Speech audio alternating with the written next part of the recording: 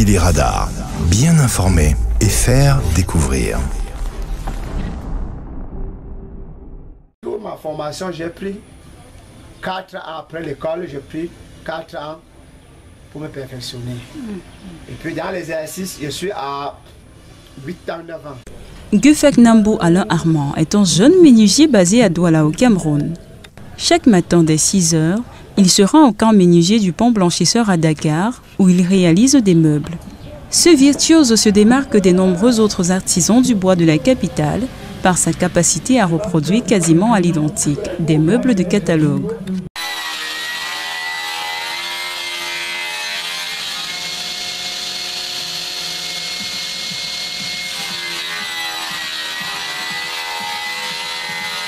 Armand raconte comment, après avoir arrêté ses études, il s'est intéressé à la menuiserie en suivant une formation sur lutin.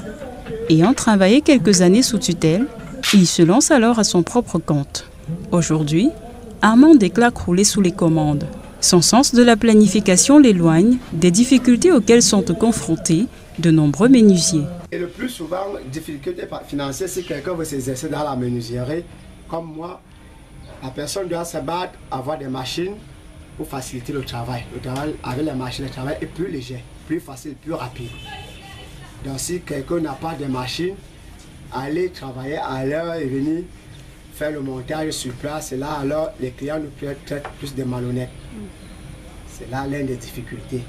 Et la plus grande difficulté aussi est liée à l'État. On n'a pas de bois tout le temps, les serrures sont fermées, il n'y a pas de bois pour se ravitailler, vous prenez l'argent sur le client.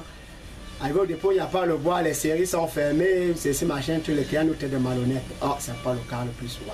Pour ce qui est des coupures intempestives d'énergie électrique, personne n'y échappe. Ça fait le travail et les dates de livraison ne sont pas respectées.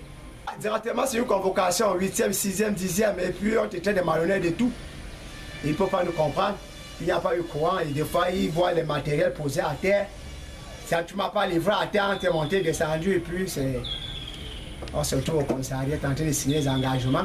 Armand travaille avec des jeunes qu'il forme. Il leur prodigue d'ailleurs de nombreux conseils.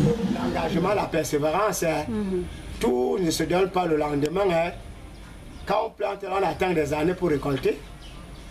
On ne se lève pas le matin pour dire bon, il me faut une machine. Alors qu'on n'avait fourni aucun effort pour en avoir. Il faut travailler, collecter, accepter que ça va entrer goutte par goutte. Ça veut dire 1000 francs, 2500 pour obtenir 1 million, 2 millions, 3 millions demain. Il n'y a aucun boulot pour se quitter les chevaux le matin, aller travailler 2 jours, obtenir 1 million, 2, 3 millions. Si oui, c'est la sorcellerie, il faut l'obtenir avec le temps. J'appelle tous les jeunes de s'engager, de mettre le temps dans leur projet. C'est donc dire qu'avoir un projet à long terme est ce qui garantit la réussite.